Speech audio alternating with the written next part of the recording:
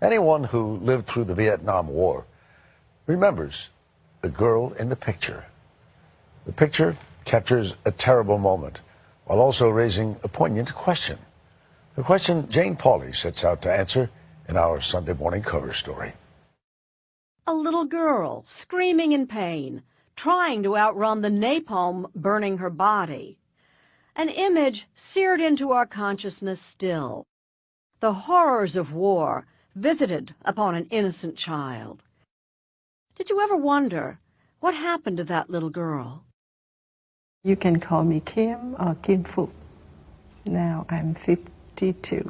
So 43 years ago, that I got burned. Was the day that defined the rest of your life. Yeah, that day. 21-year-old Nick Oot, a Vietnamese photographer, was also there that day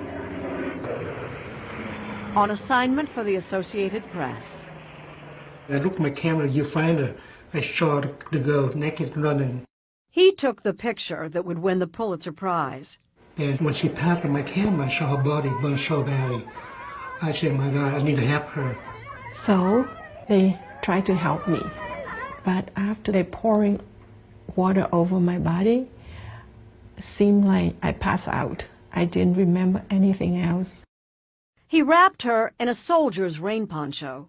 I don't want to see the picture of her naked. I cover her. Yes. And she kept screaming and saying, I'm dying all the time. He took her to the hospital where the doctors thought she was dying too. They placed me to the morgue because they give up hope. And they consider I have no way to survive. They decided this one isn't going to make it. Exactly. So you were written off. Yes. Her family found her 3 days later, still alive, but barely. I can't imagine how much closer to death a person could be. Right. But after 14 months and 17 operations, she did make it. When I heard that, I said, wow, God not finished with me yet. At the time, Kim didn't feel like part of God's plan. Only a little girl so horribly disfigured, who would ever marry her? I was 9 years old.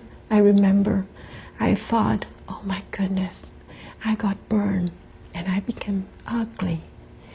And people will see me different way. So she dreamed of becoming a doctor. And at 19 started medical school. But the picture caught up with her.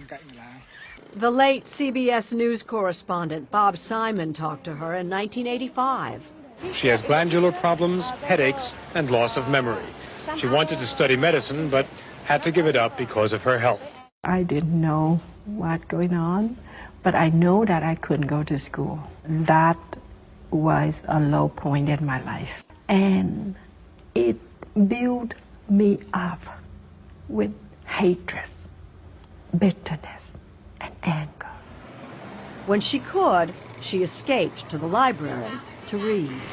I just want simply to find a purpose for my life. Why I still alive? And at the library, she found an answer. Among the book I read is the Bible, New Testament. That is an amazing turning point in my life. When I became Christian, I have so much peace in my heart. I just trust that God will open the door for me. By luck, she was introduced to Vietnam's prime minister and told him that because of all those interviews, she couldn't study anymore. I remember when I met him for the first time, I told him all my story. You tell the truth to the prime minister. Yes, and he said, why they did that to you? I will help you. And he did. She was sent to the University of Havana with other Vietnamese students. And there, the girl who thought she was too ugly to be loved found the husband she thought she'd never have. You know what she calls you?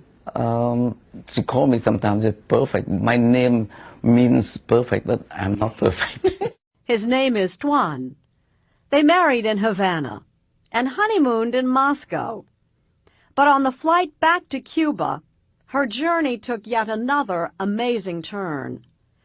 Kim told her new husband she had a different destination in mind. It's a refueling stop. You've stopped in Newfoundland, Canada.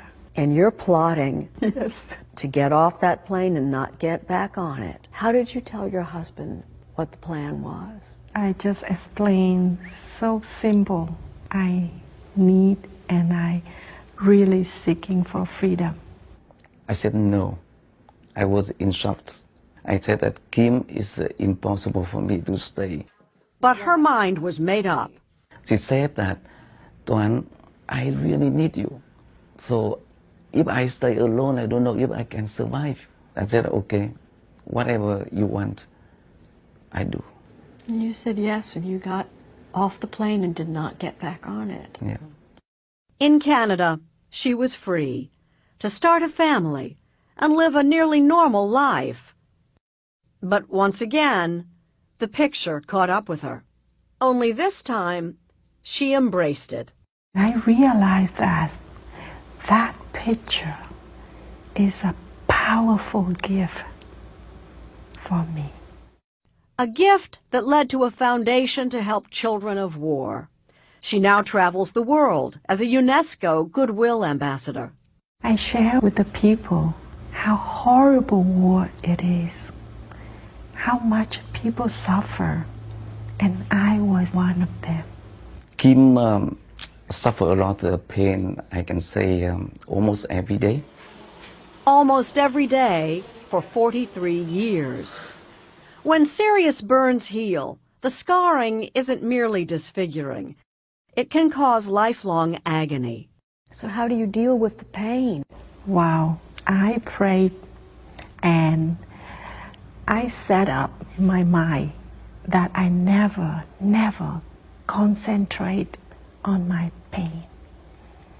When the pain comes to me, I try to distract my mind by doing something, go out for a walk, or talk on the phone, or singing a song. She turns to her faith, but still sometimes she despairs. I hated my life. But I cannot wait to go to heaven to enjoy that no scar, no pain,